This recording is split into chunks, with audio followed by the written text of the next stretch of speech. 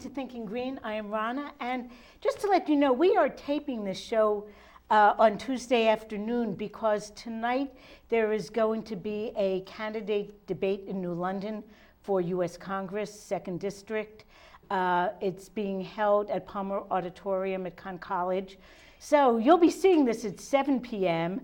That debate is starting at 7:30. If you really want to see this year's congressional candidates live, you can go over there. Joe Courtney, Daria Novak, Jonathan Pelto, and Dan Reel are all participating. We'd love for you to stay and watch this show too. If you miss it, the rest of it, we will have it online at the nlgreens.org website, probably by tomorrow. We'll send the link around. So tonight's guest, in keeping with our profiling Green Party candidates who are running for office this year, we have a pretty full slate. Our guest today is Jeffrey Russell, who is running for U.S. Senate. And it seems like it's an interesting race. And welcome, Jeff. Thank you very much, Ron. It's nice to be here with you.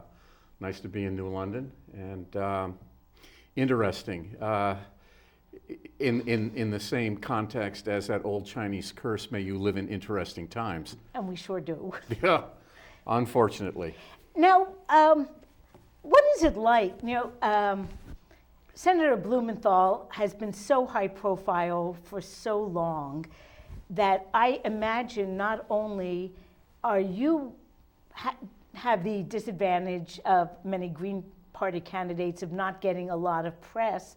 I have a feeling that not many people even know what Republican is running against Dick Blumenthal this year. I found that to be the case. I mean, I didn't know Mr. Carter's name until the debate. I mean, I'd seen it in print once before when I looked up who was running on the internet. And certainly Channel 3 never made any effort to contact me as a candidate on the ballot in Connecticut to participate. And I doubt my libertarian colleague was contacted either. Right. I don't think so. And in fact, one of the things that makes tonight's debate in New London noteworthy, this is actually the first time that the New London debate has included all of our 2nd District congressional candidates, even though we've run someone on that line since Scott Deschaphy petitioned on in 2008. And I think that year he was invited and then disinvited. And the League of Women Voters, some of their people were so unhappy about it that they boycotted. But it seems as though more views aren't necessarily encouraged, especially with the media-covered debates. No, they are actively discouraged. And if you look at our history, after the 1852 presidential election, the outgoing president was a member of one of the two major parties at the time. His name was Millard Fillmore, and he was a Whig. There was no Republican nominee in 1852 because there was no Republican Party in 1852. The Republican Party was formed in 1854. Now, 6 years later, a man started a presidential campaign as a Republican, and he actually won. But he already had 12.5 members of Congress who were Republicans. They must have been elected or changed party between 1854 and 1860 to be there. So you can't tell me that third parties can't win, because in 1854, 56, and 58, the Republican Party was a third party. They were a progressive third party. So, don't tell me third parties can't win. If they can't win, then how did Abraham Lincoln get elected? Well, even in the United States back in the 80s, I remember presidential debates, for example, that had a slew of people on the stage. Everyone who was on enough ballots to win participated. And I think the tone, not only was there more participation, but the tone was different, and the debates were a lot more oriented towards issues. Well, when you get more candidates, it's kind of hard to not have them more issues oriented. But that was before the bipartisan duopoly Presidential Debate Commission took the debates away from the League of Women Voters, who were actually operating them in a much more responsible manner. Right. And their mission is to get the word out about elections and candidates, which, so I'm guessing that people don't get a whole lot of opportunity to find out where Richard Blumenthal or Dan Carter or Jeff Russell stand on the issues that senators will be facing over the next 6 years. I think the only people who are aware of my stands on the issues are the people who see my Facebook page. And the thing that really irks me is the three issues that I think are most important are totally ignored. Okay, let's talk about them because that's why we have this show, Yes. so we can get the word out. So what would you say is the number one issue that our elected officials need to deal with? Let me give you all three Okay. in descending order. The most important is often called climate change, climate disruption, but it really is more than that. The damage we have done as human beings to the climate is the tip of the iceberg of the environmental damage we're doing. The second issue is something that is dominating this campaign, but nobody is speaking about, and that is the politics of fear. Propagandists, long before the crazy little doctor in Germany started quantifying things, were aware that if you could make people afraid of something, they were much easier to manipulate. And the third thing is that there has been an outrageous level of legal rights, civil rights, and human rights that our court system has bestowed on corporate persons. Mm-hmm. And that issue is a little more complex than a lot of people want to talk about. Corporations were invented by the Roman Republic. We've had corporations since before the Roman Empire. But the Romans never had any problems with their corporations, except in the very beginning. Because when something went wrong, there was no way to hold the corporation accountable. Then the Romans decided, we will make a corporation a person so that you can hold it accountable in a court of law. They made a corporation a person so you could sue a corporation. That's why corporate personhood exists. But it's turned around and we can't, It's in been- the United States today, It's you been- really have no recourse. It's gotten to the point where these corporate entities, which were a tool that served we the people for 20 centuries, have become something where we are their tool. And that's a problem that, from what the history had been related to me, was based on a Supreme Court decision where it was decided that the 14th Amendment to the Constitution, which I have in my pocket here, applied to corporate citizens. Now, that's the amendment that states that equal justice shall be applied to all citizens.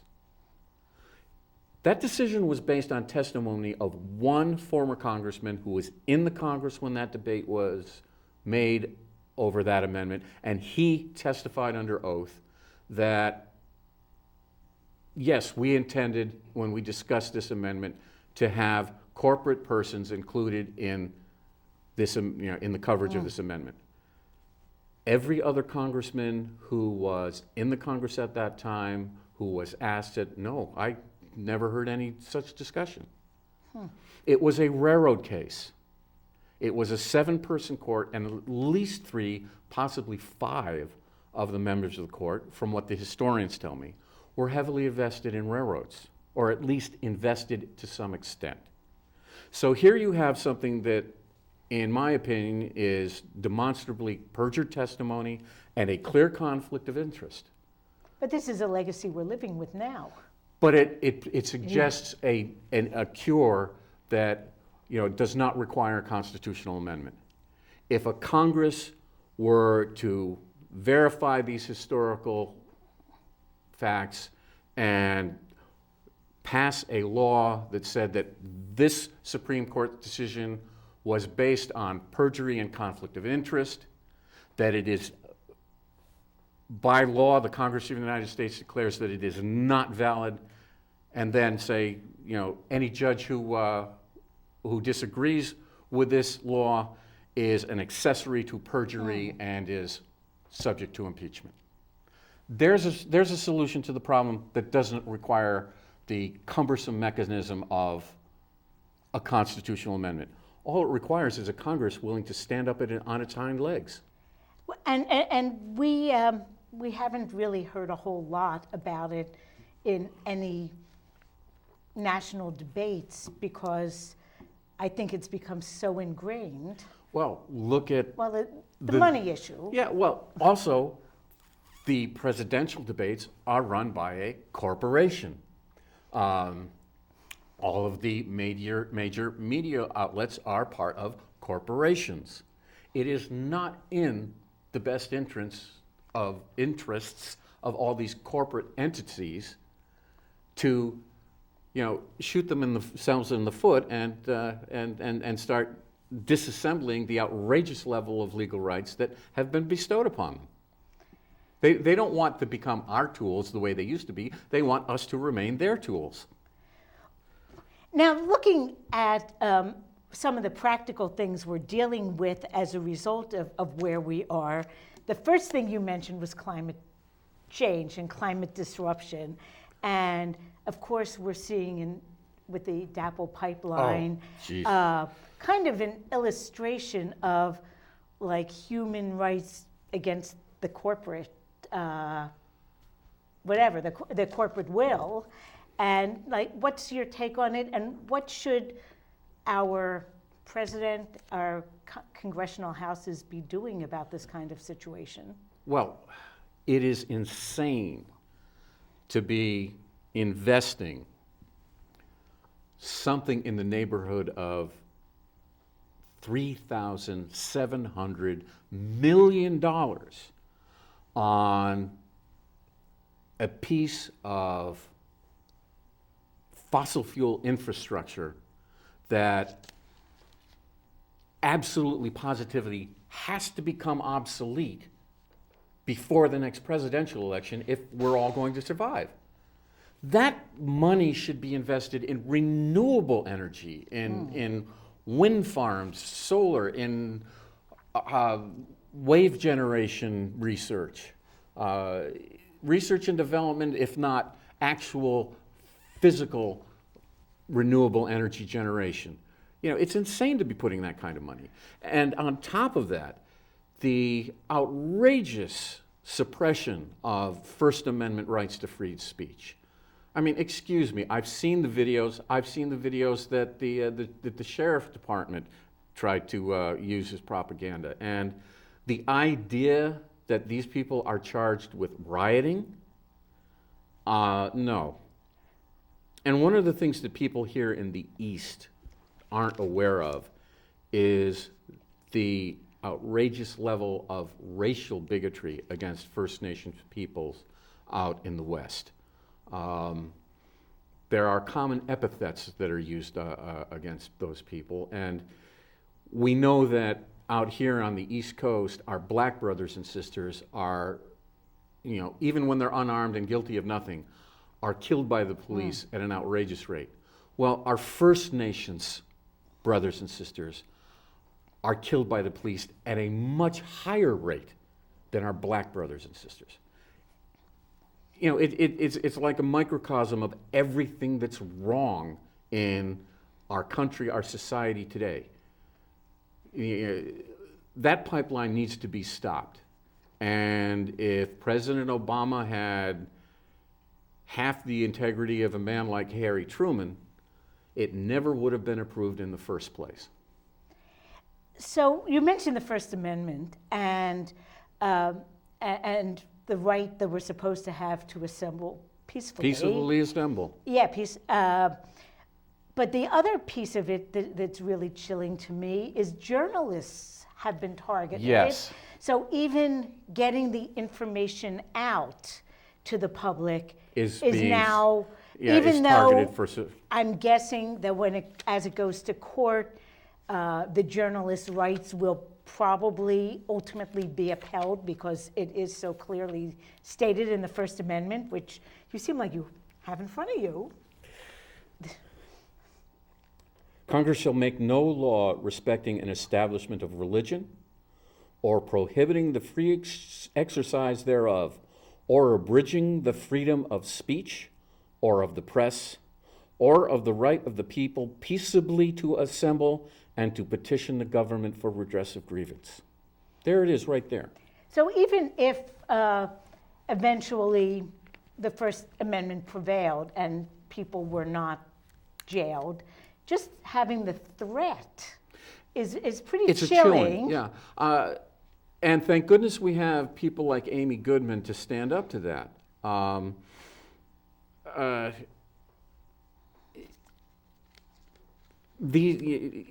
There's a clear line between a journalist covering a nonviolent protest, being firmly convinced that it's nonviolent, than say if if a journalist was told that that a gang was going to go out on a hit.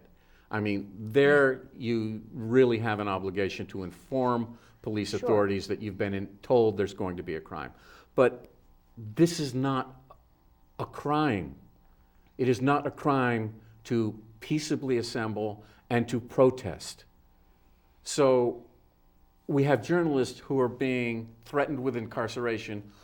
One documentary filmmaker is facing 45 years for filming a peaceful act of civil disobedience. You know, it's Gestapo tactics. There's no other way to get around it. And getting back, I agree with you, but getting back to the climate change piece of it, as climate policy, building these pipelines might not be a very good idea. No, it's a stupid idea. We are in October 2016. Last month, September, the National Aeronautics and Space Administration released satellite images of a cloud of methane gas that covered 2,500 square miles in the Four Corners region of the United States. 2,400 square mile cloud of methane gas. Ground investigations indicated that that cloud came from leaking gas wells. In the gas fields that have been popping up all over this country since fracking became a common practice, all of the gas wells measured leak at least 4%. That's 4% of the methane escapes into our atmosphere before the gas ever gets into the distribution system. Some of them leak at a rate of 10%. That is a huge increase in greenhouse gases. And we've been conditioned to think of carbon dioxide, but methane is... Methane as a gas in the atmosphere is 30 times more potent than carbon dioxide as a greenhouse gas. It does have a relatively short half-life, so it decays. But it decays into carbon dioxide and water vapor in the atmosphere, both of which are greenhouse gases. So it's trapping 30 times more heat while it's there, and after it's gone, it's just as much carbon dioxide as there was methane. So it's a lose-lose situation. Now, what would it take on a congressional level to have a jobs program that focused on green energy? Oh, geez. Look at all the opportunities in the absolutely necessary transformation from fossil energy to renewable energy. There's new infrastructure that needs to be built. You need to take and build power lines to ridges where you can collect wind energy. You need power lines offshore for wind energy. You need to build the windmills. I mean, you want to try and look for places where you can collect tidal energy. And look at the companies that we have here in Connecticut. I mean, if you're collecting tidal energy, you're dealing with moving water. Well, I can't think of a place that knows more about moving machinery in water or making machinery that moves water better than General Dynamics over in Groton. And you want to move something in the wind or want to make air move in one way or another? What's Pratt & Whitney Aircraft been doing for the last 100 years? We have the skill sets. We have the people. All we need is to change the direction. And one of the things about this kind of investment is one of the things that is clearly wrong with our economy. People keep harping on President Eisenhower's warning about the military-industrial complex. Well, the problem with the addiction we have to this economic stimulus, which is exactly what we have. There isn't a congressional district in the United States that does not have a defense contractor in it. So every congressional district has an economic dependence on defense spending. Well, if you spend $10,000 on an artillery shell, absolutely the best thing you can hope for is that you never ever have an occasion to use that shell for its intended purpose. And then you got to make sure that it's secure because, that artillery shell is the kind of thing they make IEDs out of around the world. So you got to have it in an armory and you got to have it locked up. So now you have to invest in a secure building and you might want to make sure there's some guards around it. It's constantly sucking resources out of the economy. I mean, every time they shoot off a Tomahawk cruise missile, that's $1.4 million that is literally going up in smoke. About 6 years ago, there was a conference up at UConn about, how to convert our economy to, away from the defense industry. And per dollar of public spending, the defense industry was actually much less efficient than either green energy or public service like healthcare. Or education. Yeah. You get basically zero return on your tax dollar when you invest it. That's the economic productivity issue I was talking about. If you spend that same $10,000 that you spent on that artillery shell for an engine lathe, then automatically you've created an opportunity for 3 full-time machinists. And maybe more if you want to run it on the weekends. And when you do something like that, you create another possibility.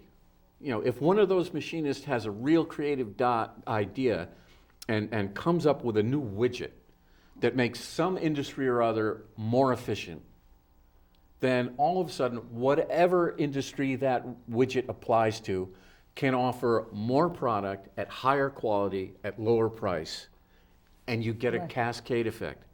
If we were to invest the same amount of economic stimulus in economically productive areas like green energy and healthcare and education and capitalization and infrastructure improvement, we would get a return.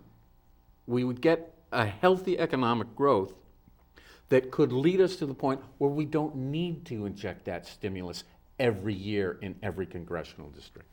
And thinking about Connecticut and the urgency of creating jobs that address climate disruption, we're a coastal state. What might our map look like in 50 years if we don't start working on this now? Well, 350.org took its name because there was good, reasonable, sound science that said a 350 part per million concentration of carbon dioxide in our atmosphere was a level at which our civilization could sustain itself. We are past 400 now. I personally feel that, here in the port of New London, we're going into the presidential election of 2016. By election day 2020, the next presidential election, if the sea level at New London Harbor has risen less than 1 foot, I will be very pleasantly surprised. If it has risen more than 3 feet, I will not be surprised at all.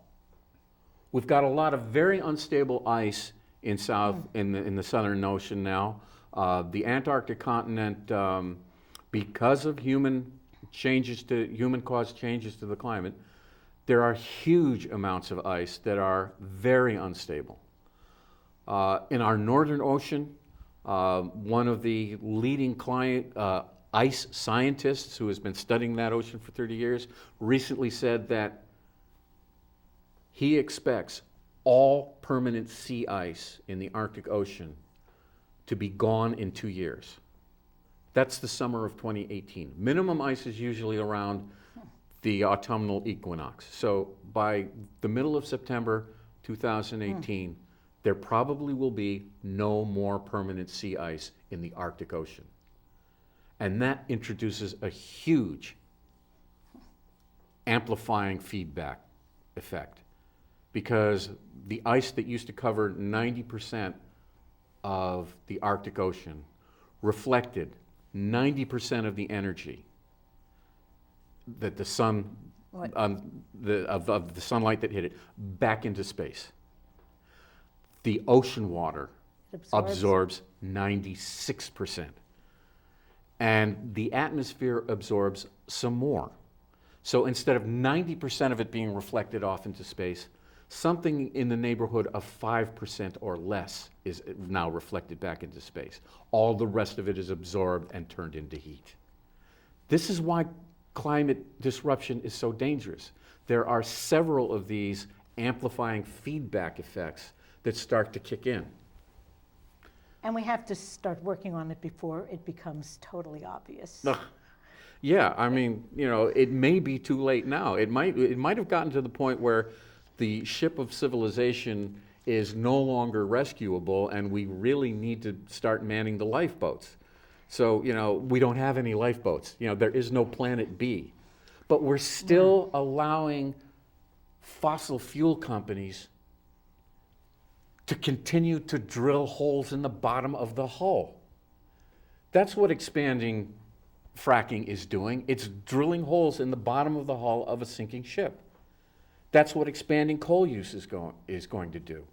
That's what increasing oil pipelines. We have no reason to expand the natural gas pipelines here in the state of Connecticut. And yet there are plans all over the place for expanding the pipelines.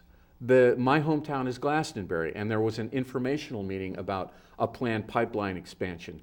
And they want to cross under the Connecticut River, admittedly along an existing pipeline, run all the way up to Hebron, and then another pipeline running all the way back. And the only reason they want that pipeline there is as a storage facility. It's a tank. Why are you doing all of this environmental destruction to have a storage tank? Aren't there a lot less expensive options to store natural gas? I mean, why do you need to disrupt a couple hundred acres of mostly wilderness space, to say nothing of some historic buildings in Glastonbury, when you could just have a 4-acre lot and build a tank on it? It's insane. Okay, now, there is a lot that we really need to be concerned about and worried about, but I have a feeling that when you mentioned politics of fear, you weren't talking about getting people really afraid and thinking about Yeah, potential climate here's disasters. You the have something else in mind. Yeah, here's the difference. I don't want to scare anyone about climate change. I want to motivate people to start doing things. But we get Donald Trump out there trying to make everybody afraid of Mexicans. Excuse me, all the real violent Mexicans find it a lot easier to operate in Mexico. You know, all the Not people. to mention that our own drug policy is exacerbating that whole situation. Yeah, or causing it. All the people of Mexican ancestry I know here in Connecticut are really nice, wonderful people, and the ones who I am personally closest to run a really good restaurant in Glastonbury. You know, it's they're making you afraid of something that's unreal, and that's certainly not inherently frightening. Yeah, and one of the things that Herr Dr. Joseph Goebbels found out is that if you make people afraid of something that's not real, it makes it a lot easier for people to argue against it. I mean, one of the big sticks that they beat everybody over the head with about being afraid of is the national debt. Well, in real economic terms, it's not a debt at all. We have a brilliant economist here in Connecticut, born and raised in Manchester, and his name is Warren Mosler, and he's got a wonderful book that's a free download at his website, moslereconomics.com.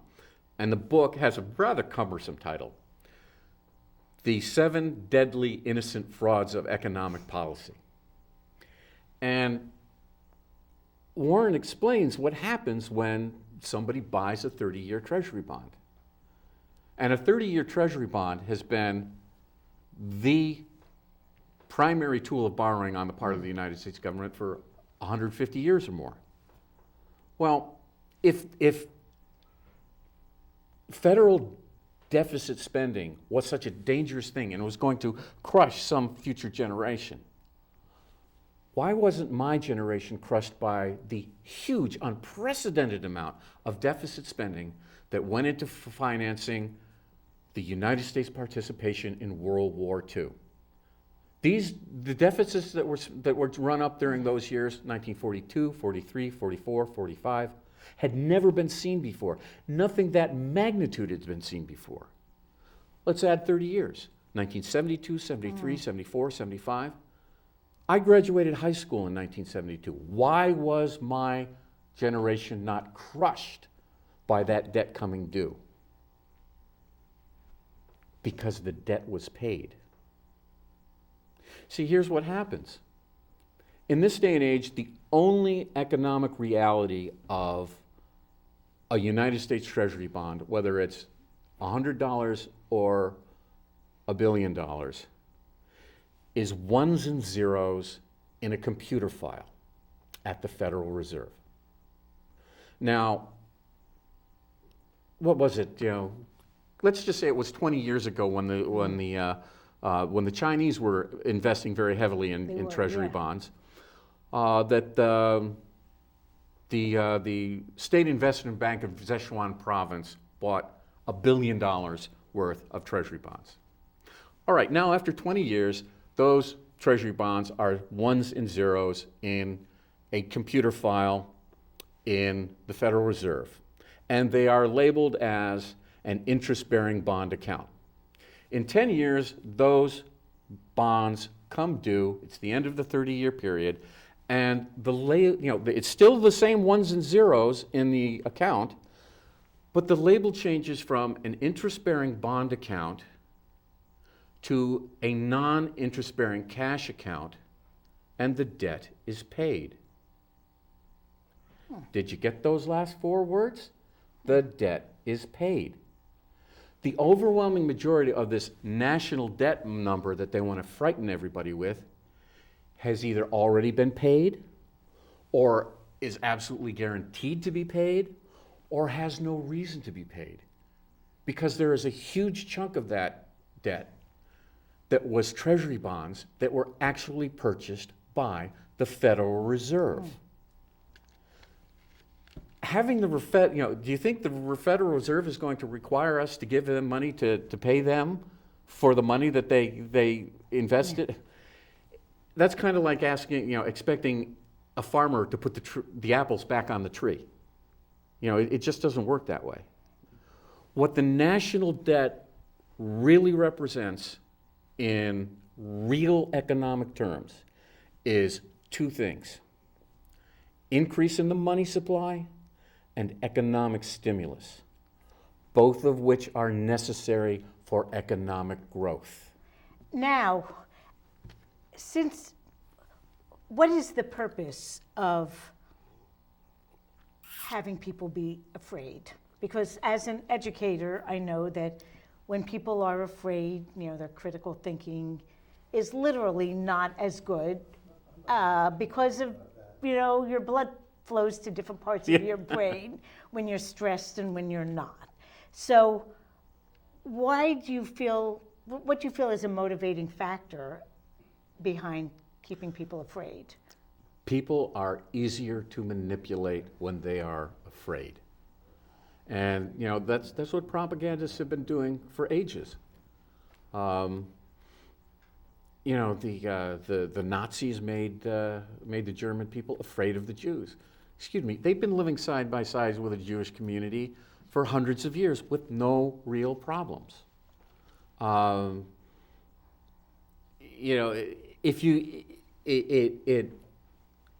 It's a distraction. It's oftentimes scapegoating. Your problems aren't really your problems. It's those people's fault. But anyway, anyone who's afraid, all you have to do is say, "I know how to make you safe," and they start listening. So if you make them afraid of something that's not real, like say the national debt, "I know how to make you safe. We can stop spending money." Well, and I want people to know that there are a lot of choices on the ballot this year. And I did take the liberty of printing up some ballots, electronically printing up some. Anyone can go to the Secretary of State's website, and there is a place that says town by town sample ballot. So whatever town you live in, you can look ahead of time at what your ballot will look like. And I wanted to show some of these for the viewing area here, starting with New London, because both Jeff's name and my name are on it, so it seemed like a great place to start. Gee, I like that ballot line where the Green Party has almost all the lines of in the first and second districts of New London, so anyone who lives in New London who votes at either the high school or Harbor School will see this ballot. And I was actually surprised how many lines there are, because there are a lot of parties. I'm used to just seeing Democrat, Republican, Green in New London, but there are 4 sets of presidential, vice presidential candidates on the ballot. There are more than that who are write-ins, but I don't have their names right now. But Clinton and Kaine, Democratic Party, Trump and Pence, Republican Party, Johnson and Weld, Libertarian Party, and Stein and Baraka, Green Party. Yay. So all of these candidates are on the ballot in Connecticut. You can vote for them. Then the Senate race looks similar, except that Richard Blumenthal is on twice. And I see the Libertarian Party has a candidate for Senate, and the Republican Party, I love to have you here to talk about yourself, but can you give us like a 2-minute summary of Dan Carter? Because I don't think anyone even knows of those names besides Blumenthal usually. I watched the mutual press conference that has been mislabeled a debate, and Richard Blumenthal did what a lot of politicians did. He basically waited till a question was asked that he could deliver a well-rehearsed, well-prepared statement on something about. Is it Dan Carter? That's what the ballot says. Yeah, Dan. I know nothing. My impression was he was basically rehashing Reaganomics with a very small amount of update. He didn't have anything new to add. It was the old Republican saw about better fiscal responsibility, where if you read Warren Mosler's book, you find that, well, if you don't have a deficit, you don't have economic growth. Well, and part of the issue too is I find even locally so many of the people who preach fiscal responsibility, when it comes to cutting some things that are really big line items, and we have how many military bases abroad, and yet Over 1,000. talking about shutting them down, which would save trillions, I am sure, it's sort of a sacred cow. So it's frustrating that it's assumed that we're going to continue to spend money on things that really don't give us a lot. Well, one of the reasons we have those bases to project, American power out in the world is to protect the investments of the corporate citizens. I mean, one of the things I could never figure out about these trade deals that keep cropping up, and it finally came together with me when I saw Noam Chomsky and he said, they really don't have anything to do with trade. What these are investment deals. The NAFTA and all the other ones and the TTP, they're not about protecting trade. They're certainly not about protecting the environment. They're certainly not about protecting people. They're about protecting investment. They are purely, government of the money, by the money, and for the money. They don't do us any good. So I agree, let's see. And I just wanted to make one comment here that it is unfortunate that you have all these names on the ballot, but very often the public does not get to hear all the candidates. So this next one, this is the other side of New London, the South End. We do not have quite as complete a Green Party line, but the same on every ballot in the state of Connecticut. You will see in, I guess it's 1F, Stein and Baraka, and in 2F, Jeffrey Russell. And those are, wherever you are in the state of Connecticut, those names will be on the ballot. I'm going to show mostly ballots from the 2nd Congressional District because that's where we are, and area-wise is probably about 40% of the state. Jonathan Pelto is on the ballot, and we've had that ballot line since 2008.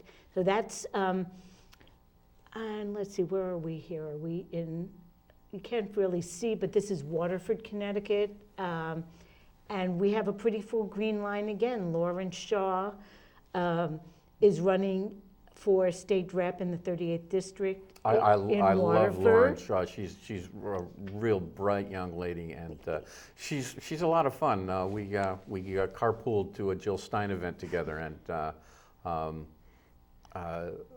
a really good candidate. Yeah, and that race is actually a very interesting race because neither the Republican nor Democratic candidate is, in my opinion, really strong. Sharon Palmer, who was a math teacher, she was my kid's math teacher. She's a great person, but she is not in the best of health. And Kathleen McCarty, the Republican, just served a term that I don't think was that illustrious. And it's also great to see 3 female candidates. Yes. It's really wonderful to go to look at the forums, and there are 3 women on the stage, and they range in age from 20 to probably late 70s. And we have all this research about what affects outcomes of votes when it's all male candidates. It's intriguing. I mentioned this to Dagmar Knoll, a Green Party candidate in Wyndham for Registrar of Voters, that we have almost nothing in the way of research about female candidates coming up against female candidates. So, So we'll see. Maybe like Waterford will be a chance for us to collect a little data. See if any of the political science types are actually paying attention. Yeah, and here's East Lyme for people who are watching. And once again, anywhere in the 2nd District, the 1F, 2F, 3F positions are filled with Green Party candidates. I'm not sure that the Green Party is on the F line in all state ballots. Well, I'll show you something interesting at the end of this, because I wasn't sure about that either. Once again, part of Montville can vote for Lawrence Shaw, and part of Montville cannot. Their districts are split. I think this is the other part of Montville. And unfortunately, I can't see all of the towns here. This might be, Dagmar is on, so I'm guessing this is Wyndham's. That would be Wyndham, yeah. So there, and if you see, they have a party called the Bottom Line Party that's below the Green Party.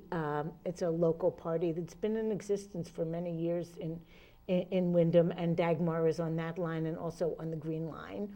But this one is the one I wanted to show, that although there is no independent party candidate, this is Hamden, Connecticut, and I can't help but look at this ballot and think, those voters don't have enough choices. In the presidential line and the senatorial line, it looks the same as everywhere else in the state.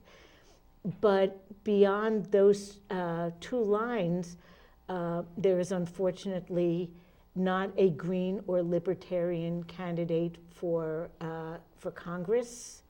There is no state rep, also no minor party candidate. So I think the state did maintain those positions, and the Green Party is line F everywhere, because even here where the Independent Party has no candidates, they still have a space on the ballot.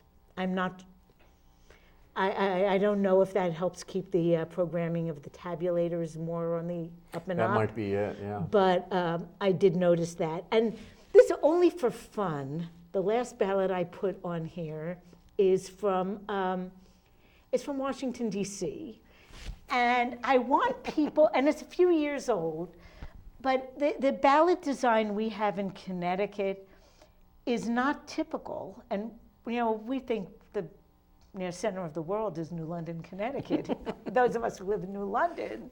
And other than New York State, there isn't another state in the United States, to my knowledge, that has a ballot arrangement where people can say, vote row A all the way or vote row C.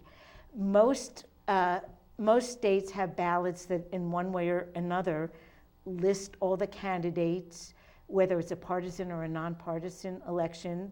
They might list what party the candidates are from, but each race is listed separately, and there are no party lever lines, actual or virtual. And one thing I did want to notice, one of these ballots, let me see if I can find the one, this one, has a ballot question on it, and in New London at least, sometimes ballot questions have been missed. People look at the candidates, they miss the question. If you had a ballot like this, the questions could be interspersed among the races, and it would be much less likely that people would miss it. I really disliked it when the ballot questions were put on the other side of the ballot. That also happens, and people miss them, even when it's a important ballot item that people feel very emotional about. We hear, and 5 years ago, we had a Riverside Park referendum, and many people afterwards said, I can't believe it, I didn't vote on the question. They didn't even notice it. So I think that it's fairly important to think about it. I'm running for state rep, and it seems as though ballot design, part of it originates with our state assembly.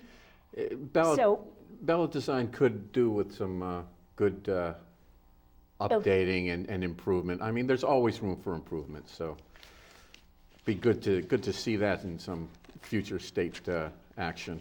Now, I'm thinking we have about 5 minutes left. Now, is there any other place that people can see you, can meet you, can hear you around the state? I am very short of funds. I am very short of transportation. The best way to find out what I am up to is on Facebook. There is a Jeff Russell for Senate group, and anytime I'm going to be involved in something, I'll make sure that it's posted there. And also, if you have an event that you'd like to invite me to and can provide transportation, let me know. I'm willing to go anywhere that there are people who are interested in either listening to what I have to say or have things to say they want me to hear. And I think this is a good year for the Green Party to start getting its message out.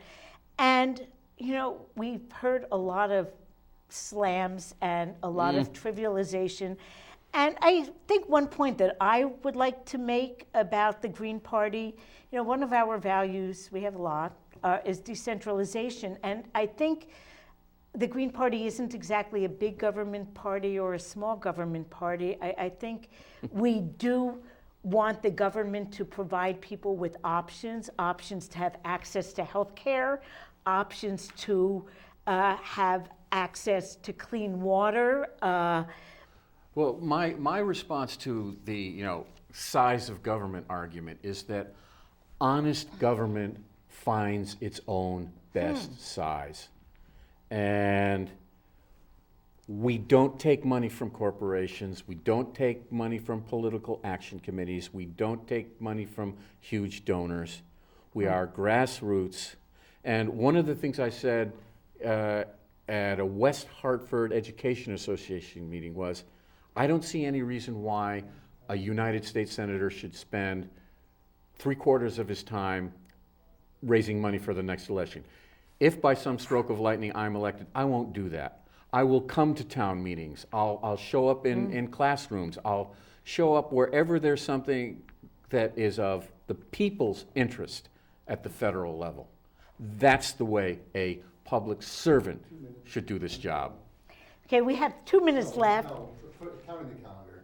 Oh, we have 30 seconds left.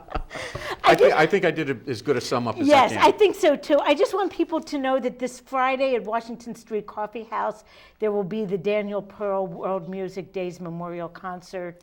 A good lineup of the Carolans, Sherwood, Hugh and Dana, Bruce McDermott, some other folks. And I guess that's it for tonight, and next week we'll be talking about voting actually with Jeffrey Hart. So thank you, Jeff. Thank you, Rona. Thank you. And good luck, and we might see some of you at the debate tonight.